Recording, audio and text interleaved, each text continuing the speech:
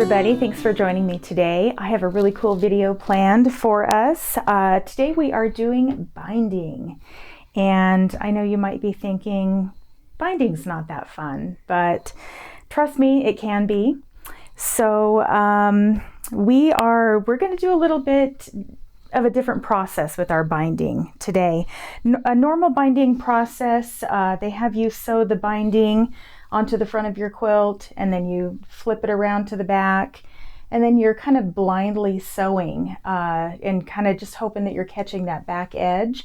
We are not going to do that. We're going to do something that's way less frustrating. So this is a good example of how I do my binding, and I would love to show you this process. We're actually going to use our backing as our binding and just fold it around to the front, and you can see how nice and clean this edge is on the front, and you can also see how nice and clean it is on the back. I think it's just a really professional look. And so we're going to kind of go through the steps of that. We are going to do the binding on this memory quilt that I have here. I'm making this for my son-in-law. This is made with pieces of his grandfather's old shirts. So I'm really excited to get it done and send it off to him.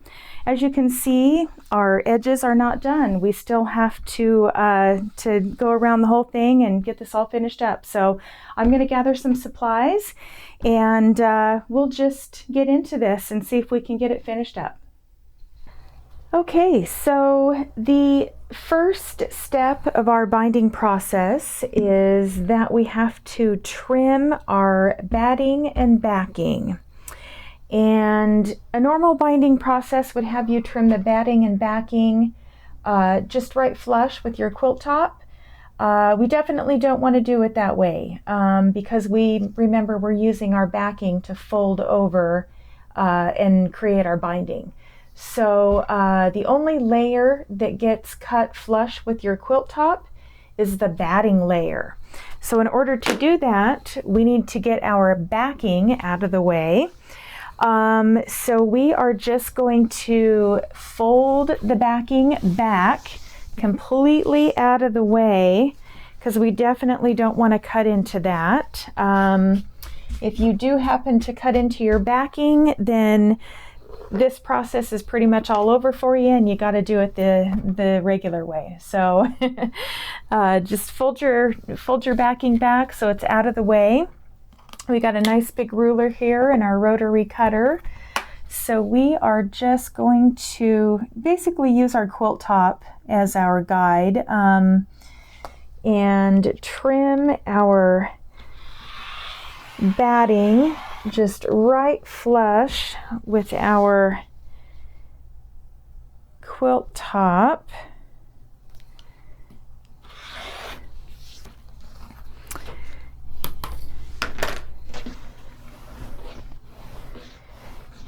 And as you move it down, just reach back here and make sure that backing fabric is folded all the way under so you don't accidentally cut into it.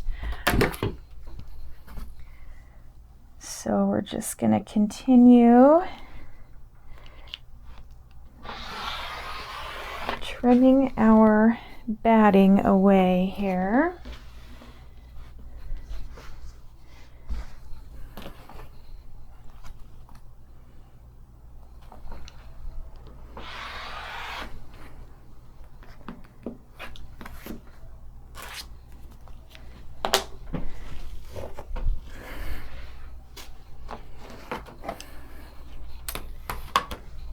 And I am just going to work my way around this quilt with that step.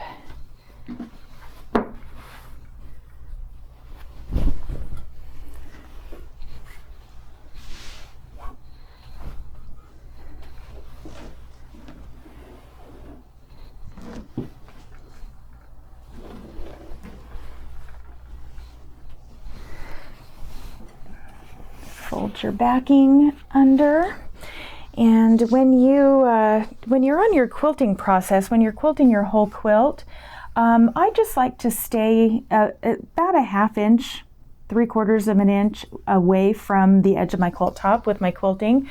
That way when you do fold this backing layer back, you just have a little bit of leeway to fold that back under and get it out of the way. So when you're doing this trimming process, you're definitely not chancing cutting that backing fabric.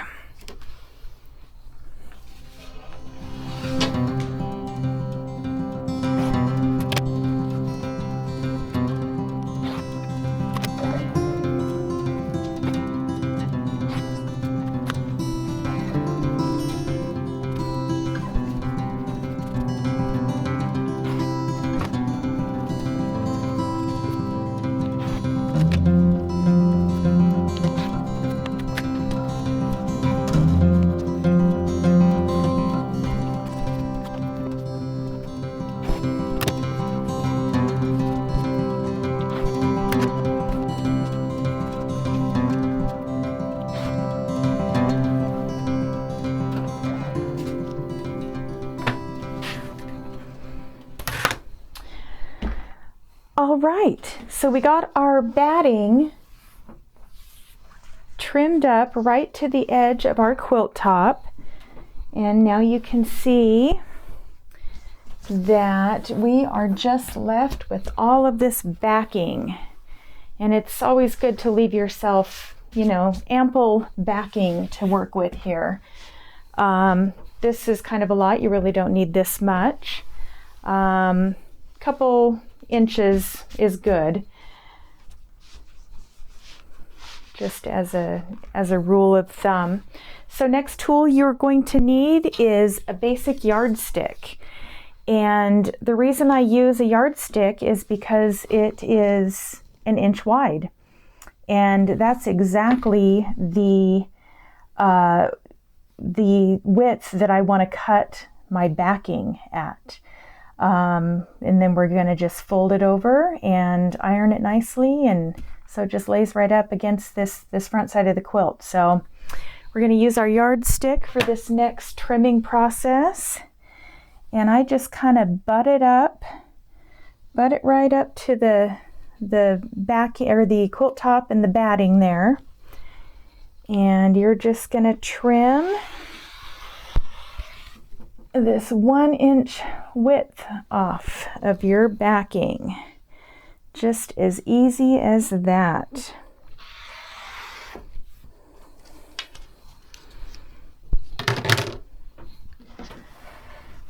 So we're just going to work our way around the quilt and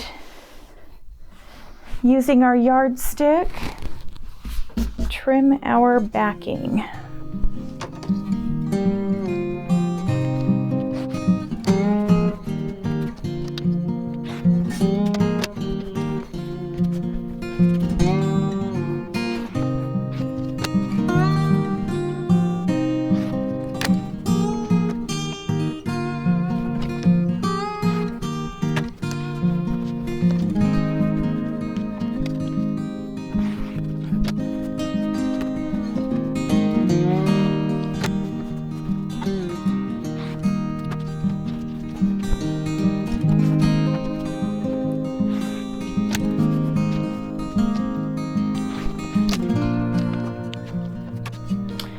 All right, it is just as easy as that to get your quilt trimmed up and ready for the next step. So next step is going to be pressing and pinning. I'm a pinner, some people are not, I understand that. I just really like that everything stays in its place and I don't have to worry about anything moving around. Once I get it to the machine, I just want to sew it. I don't want to have to fix it and put it back into place. So I'm a pinner. Next step, we are going to heat up our iron and we're going to press and pin, and then we'll be ready to sew it. So I'll see you back here in a minute. Okay, so we are on to step 2 of our binding process. I have my iron heated up and we've got the edges all trimmed, our batting and backing edges all trimmed on our quilt. So in this step, we are basically just going to iron our folds all the way around. I like a nice crisp clean edge as I go, so I like to press it. I don't just want to roll it and pin it because I don't know, I like things nice and flat. So I am just going to let's see, what we're going to do here is just fold this backing to where the edge of the backing just meets that quilt top and batting edge. So you're basically folding this 1 inch in half. So I am just going to go around and fold that up, basically folding that 1 inch in half, and also being careful not to stretch it as I go. I don't want to pull it down, down the quilt as I go. I just want to lightly fold it up as I go. And as I get down here, I'll situate the quilt and just keep on going. But since we're right here, I want to show you how this corner is done. So once I have that done, I'm going to unfold it. I'm going to do the same to this edge. So basically just folding that 1 inch piece of backing in half.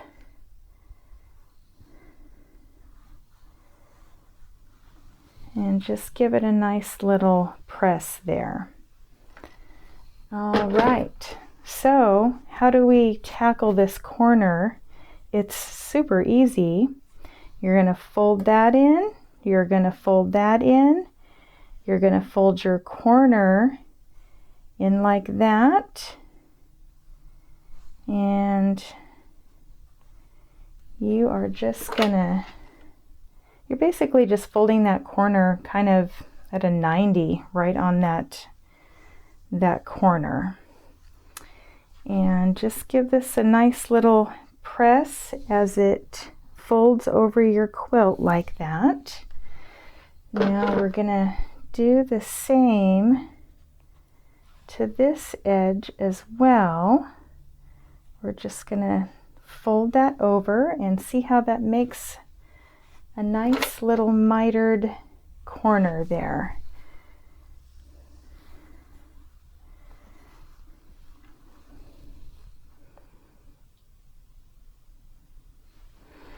All right, so what I normally like to do in this corner, I just get it all situated like I like it.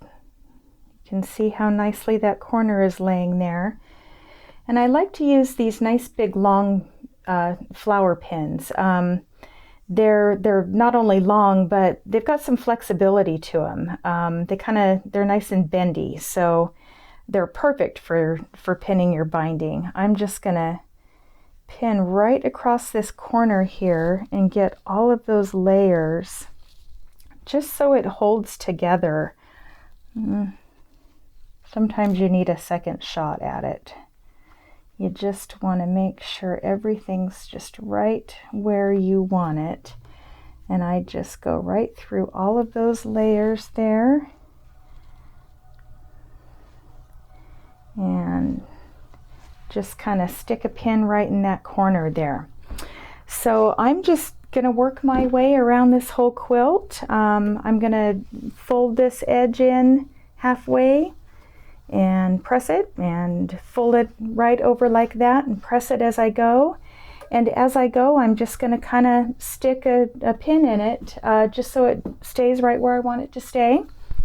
And we'll just kind of move right along here.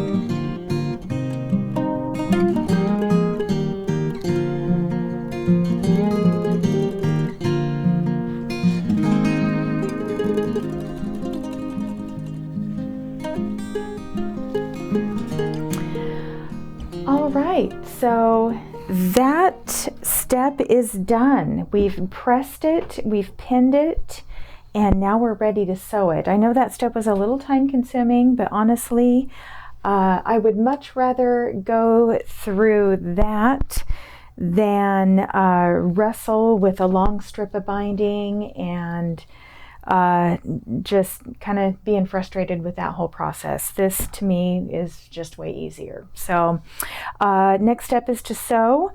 So we are going to get the sewing machine set up, and I'll show you how I tackle that step. We'll go from there. All right, so we are on to the next step. We have done the trimming of our batting and backing. We have folded our backing over and pressed it and pinned it. And next step is sewing. And this should be a pretty straightforward, easy step. The thing I love about this step is that when you are all done, when you get all the way around the quilt, you're completely done. You don't have to flip the edge over and check it all the way around to make sure that you caught that back edge. And to me, the best part is you don't have to hand sew that back edge either. I'm not much of a hand sewer. I just like to zip it through the machine and be done with it. So here we go. We are just going to stitch right along as close to that edge as we possibly can. And I will kind of explain what I do for the corners as I get to them. So you definitely don't want to run over your pins, because that's not good for your machine. So I am just going as close to that edge as I possibly can as I go.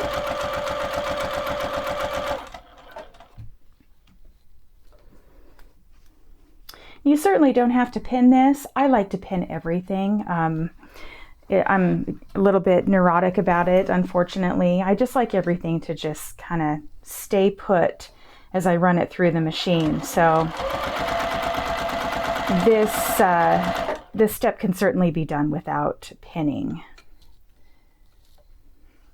Another thing I like about these pins, they're not only long and kind of pliable, but if you're a pinner like me, they're not very sharp. And so you've got all these pins all the way around.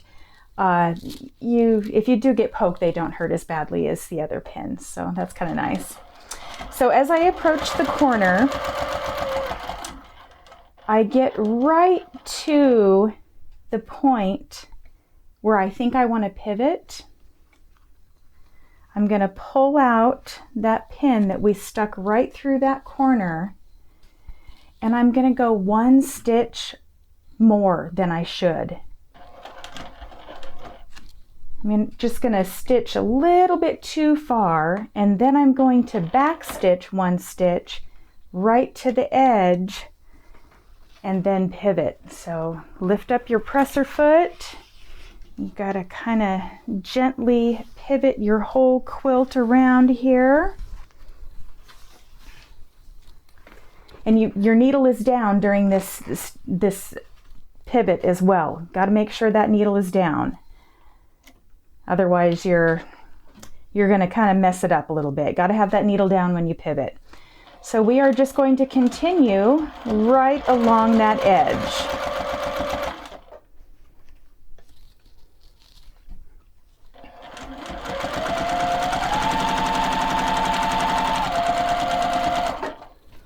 And you can see how nicely that corner turned out. Nice on both sides.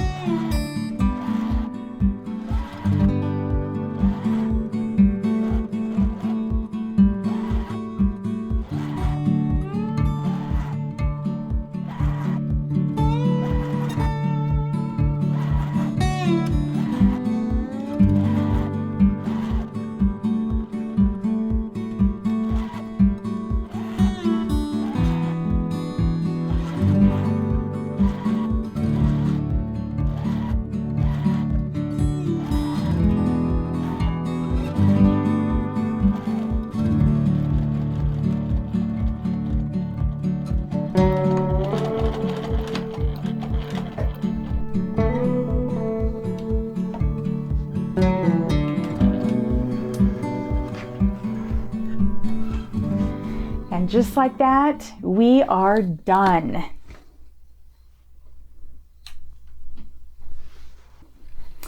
All right, so we got our quilt all finished up. Binding all the way around is done. I am super pleased with how it turned out. As you can see, we just have a nice, clean, professional edge, both on the front and the back. I just really love this binding technique. I do hope that you will give it a shot, especially if you're a beginner and you've struggled with binding like I have. This is just a real nice, easy procedure, and it will help you get your UFOs finished up and get you on to the next project. So I have a lot of projects planned for us, so I would love to bring you along. Please don't forget to like and subscribe, and we'll see you on the next one.